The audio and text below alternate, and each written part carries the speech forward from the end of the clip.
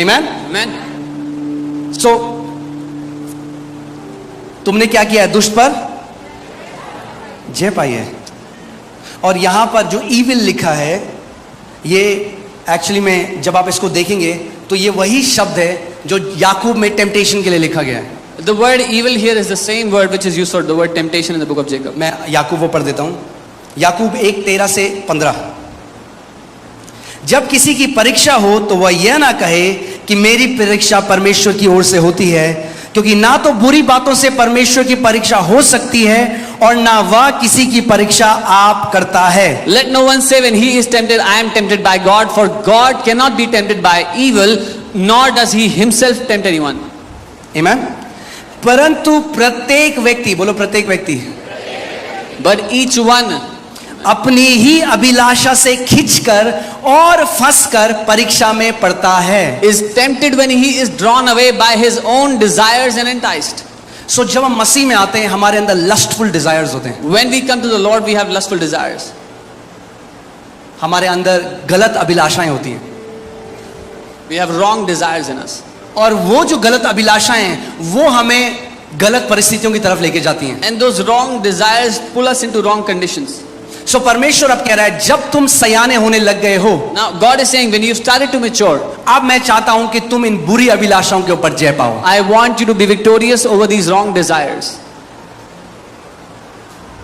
तुम्हारा शराब पीने का मन करता था रोज, You felt तुम्हारा like- सिगरेट पीने का मन करता था, तुम्हारा गंदी तस्वीरें देखने का मन करता था। परमेश्वर कह रहा है अब तू मेरा बेटा है, तेरे अंदर जय का डीएनए है, अब तू जय में चलना शुरू कर इन गलत अभिलाषाओं के ऊपर। You felt like drinking every day, felt like smoking every day, felt like watching filthy pictures. Now you are my son. Start to walk in dominion over these.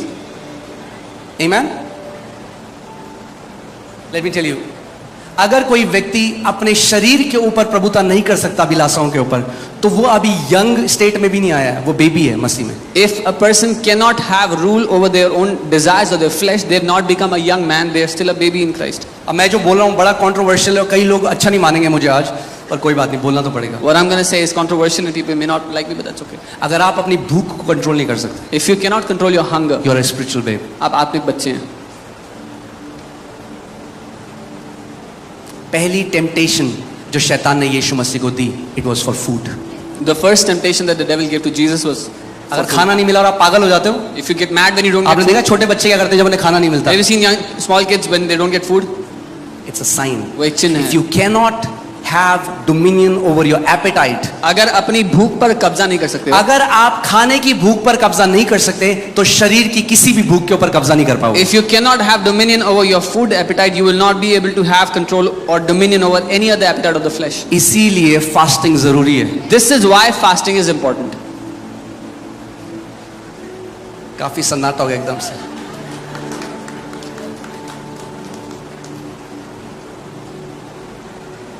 Fasting कोई रीति रिवाज, कोई धार्मिक रीति रिवाज नहीं है।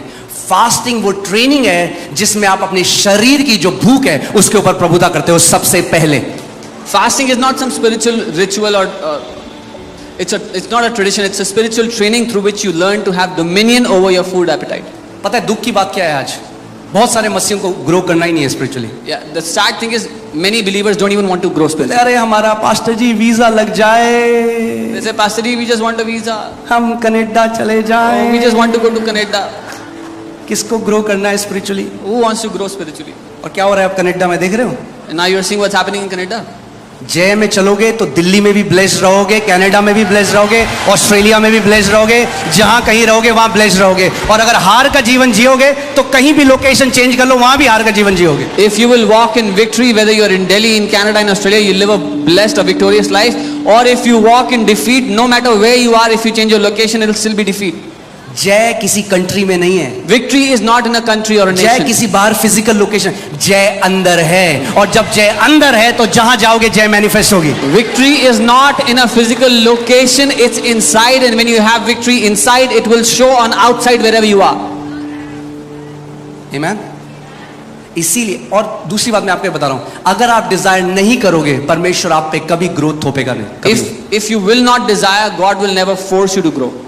एक सच बात बोलूं, Can I अगर tell you सह the truth? सकते हो तो सुन लो। If you can bear कितने it. मसीह हैं जो पैदा हुए डायपर पहने थे और जब मर गए तो डायपर में ही मरे। There were कभी many- ग्रो नहीं करा. There were many believers, when they were born again, they were in diapers, and when they died, they were still in diapers, they never grew.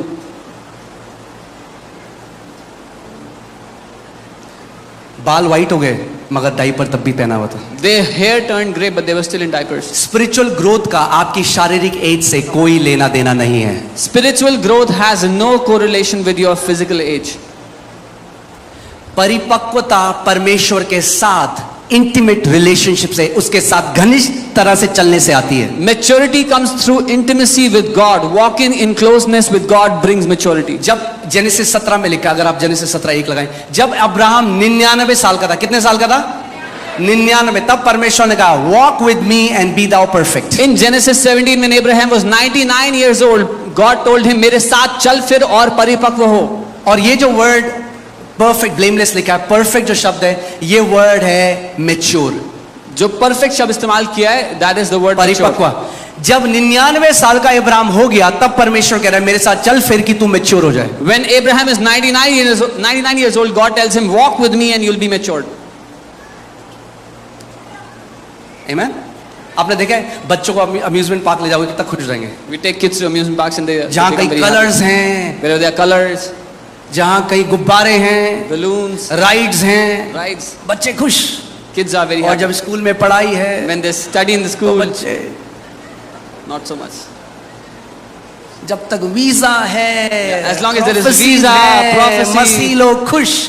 जहां टीचिंग है, Where there is वहां teaching, बच्चे थोड़ा दुखी. the children are sad.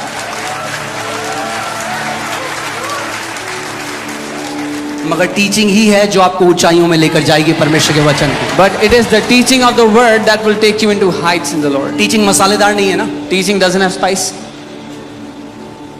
मगर जब शिक्षा के लिए आपका हृदय आ गया, जब एक बच्चा देखा, जो बच्चे आईएएस की तैयारी करते हैं कितने फोकस रहते हैं, उन्हें पता है इस ट्रेनिंग में मुझे गुजरना पड़ेगा, और जब वो उस ट्रेनिंग से जाते हैं तो बाद में रूलर बन जाते हैं, एक पूरी डिस्ट्रिक्ट के ऊपर रूलर बन जाते हैं. You've seen how people, when they prepare for IAS, they become so focused on preparing themselves for the training, and when they overcome, they become rulers over districts. वो शारीरिक रूलर हैं. They are- अगर आत्मा में training ले ली तो आत्मा में रूलर बन जाओगे, They are उस physical. अधिकार में चलोगे. They are physical rulers, but if you take spiritual training, you'll become rulers in the spirit. You will walk in that authority. आमेन. जहां मुझे लगेगा आपने वचन ग्रहण करना बंद कर दिया, मैं रुक जाऊंगा, क्योंकि मैं फोर्स फीड नहीं करूंगा. Wherever I'll feel you stop taking the feed of the word, I'll stop. फिर ले जाएंगे आपका amusement park. Then we'll take your amusement park.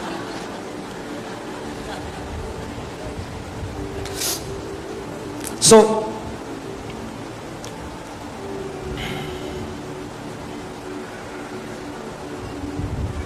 Verse 14 में लिखा है, हे जवानों, मैंने तुम्हें इसीलिए लिखा है कि तुम बलवंत हो और परमेश्वर का वचन तुम में बना रहता है और तुमने उस दुष्ट पर जय पाई है.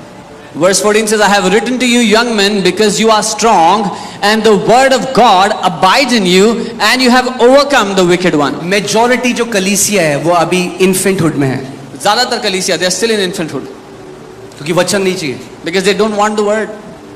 मगर परमेश्वर का वचन कह रहा है, हे बालकों, But the word of God is saying, तुम बलवंत इसलिए हो क्योंकि परमेश्वर का वचन तुम्हारे अंदर बना रहता है. to the young man is saying, you are strong because the word of God abides in you. यानी जब तुम ऑफिस जाते हो, When you're going to office, तुम मार्केट जाते हो, you go to the market, तुम सुबह उठते हो, you wake up in तुम the रात morning, को जब सोते हो, when you're about तो to sleep, परमेश्वर का वचन तुम में बना रहता है. the word of God abides in you.